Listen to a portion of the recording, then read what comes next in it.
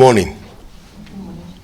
As Waka have said, my name is George Wainaina, and I'm the Secretary General of this historical party. And we have a statement to the press to let you know what is our position as a party. Over the past few days, the country has been treated to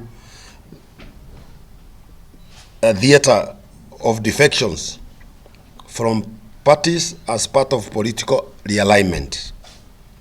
While ordinarily we should not be responding to defections of individuals and groups, since the freedom of association is granted and enshrined in the 2010 Constitution, at times are different. There is an emerging pattern of defections that speaks to a concerted effort by a certain acts of stiff multi-party democracy after previous desperate attempt at engineering. I need my glasses. Can't read this. Sorry. Can I get or I can put it there. Yeah. Oh yeah. I can be there. I can see it there. Okay. Can I start again? Sorry. Over the past few days, the country has been treated to a theater of defections from parties as part of political realignment. While ordinarily we will not be responding to a defections of individuals and groups, since the freedom of association is granted and enshrined in 2010 Constitution, the times are different. There is an emerging pattern of defections that speaks to a concerted effort by a certain acts of stiff multi-party democracy after previous desperate attempt at the engineering and superintending hostile takeover of political parties failed before they could even take off. And the culmination of these circus was yesterday pressed by a section of individuals donned in lead shade of Kanu colors under patronage of Mr. Nick Sarat, claiming to have defected.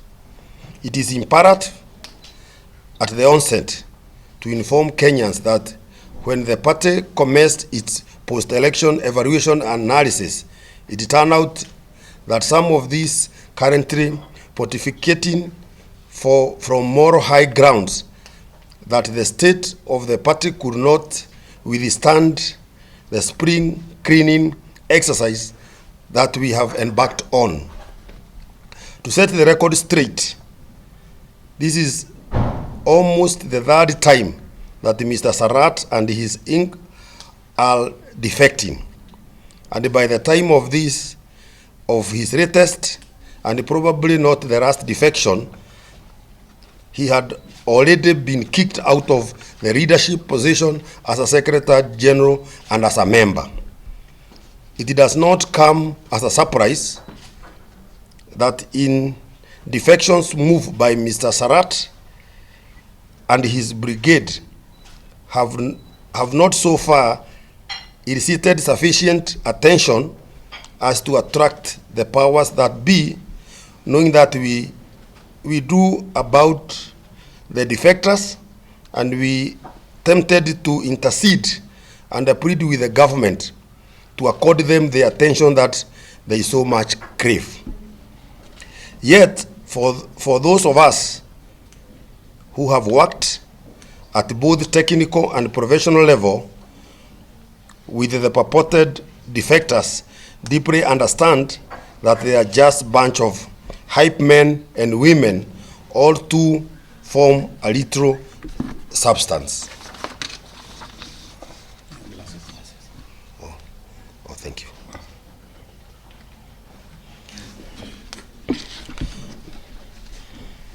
But what is appearing to us is the misuse of a highly valued branded party merchandise to beg for bread breed crabs from the government, full to the brim by hired characters paraded in full grey of the camera. Traditionally, we do not shudder at the sight of political defections. What we will not take right down is individuals gravitating from one press conference to another, dumping Kenyans under the cover of our beloved party.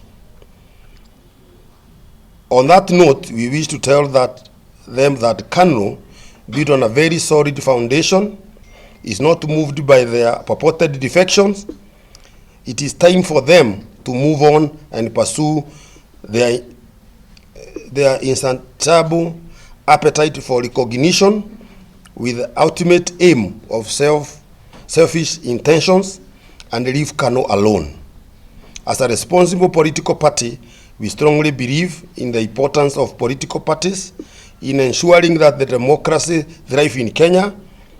We believe that the political parties provide the necessary checks and the balance to the government and help to ensure that the need and the aspiration of the people are met. Kanu remain committed and steadfast for promoting democracy, national unity, social justice, and we are confident that by working together, we can build a better future for all Kenyans. That is the statement from the party.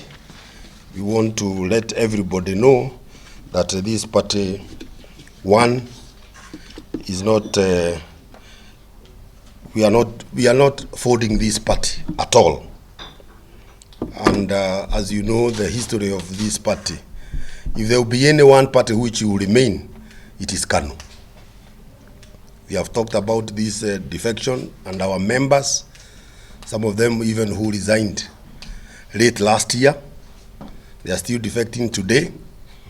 And I'm sure if there will be another platform tomorrow and the day after, they will still defect. But we are kindly asking them at least not to misuse our colors when they are doing so, as they look for their attention. I'll ask our Vice Chair to also to give a comment on this. Good morning. I'm sure you are very aware of the drama that is going on, perpetuated by our former SG, Nick Sarat. This party does not belong to a person. This is a national party. This is the mother of all politicians in this country. Even the president was once a member of this party. Baba was once also a Secretary General of this party. What you are seeing that is happening right now, we can term it as detoxification. For a human body or a human being to be healthy, you must undergo some detoxification. What we want to assure you is that the party is still there. We have new office bearers in office now, and we shall, as the chairman recently said in our NEC meeting, we shall have soon a drive to recruit new members. This is a party which is here to stay. And I will ask our brothers in Kenya Kwanza, especially UDA, to pull our brother, our former SG, from this misery of defecting every day. Please, give him something so that, this drama should end. We know why they went there. So, with that, we want to assure you that chama cha baba na mama iko hapa na kiko imara. Jogo. Asanteni sana.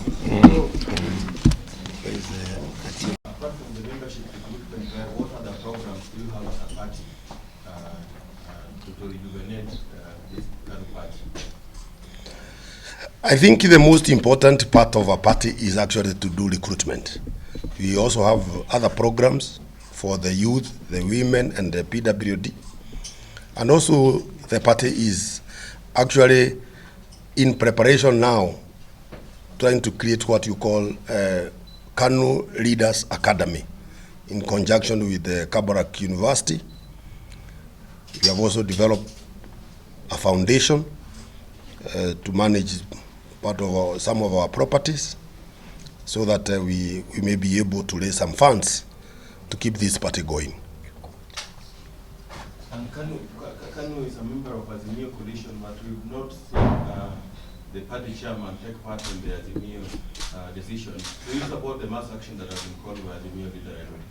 First, Kanu is a member, is a coalition member of OCAF to start with, and then Azimio. And in OCA, our leader is Kalonzo Musyoka. So anytime when Kalonzo Musyoka is seen out there, everybody should know that the Kanu is represented. My name is my question is, what is your stand on mass action? Even as you say, your party leader as OCA is Kalonzo Musyoka, but we're asking, where is the chairman? People asking, where is he? How is he doing? Where is he? There are so many other members of, how are you asking specifically? Our chair. There are so many other members of a coalition chairs in Azimio whom you don't see. So really, I think it should be sufficient enough to say, we in OCA, we are represented by Kalonzo. So we can't have two leaders there. How is the party chairman? That's all we're asking. Or where is he now? No, he's fine. And Kanu, yes. Are you supporting mass action? Yes. Yes, of course we are supporting. That's the position of Azimio, isn't it? Yes. And we are members of Azimio. So we always, that is our position. Shall we see there on Monday? Yes. You can't, are you asking about myself or members of Kanu? Yes, we will be there. Will you be there to see us? Yeah. Okay. Yes. Okay.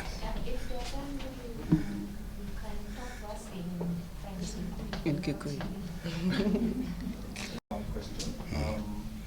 Maybe would you just confirm maybe some of the members who are speaking in the rally, in the press conference yesterday, claimed they are part of the NEC. Did you confirm that those people are part of the NEC? No longer. They are no longer, you know, when you resign, you can't be a member of NEC. So as yesterday, they are not members of NEC. Some of those you saw yesterday, you had even seen them on Monday. That's why we are saying these people have been defecting.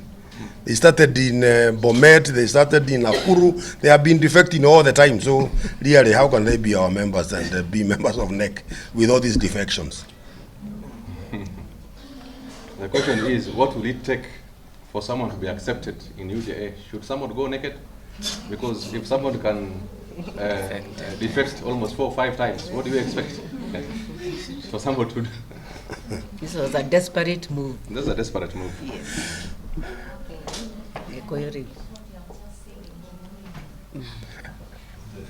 Yes.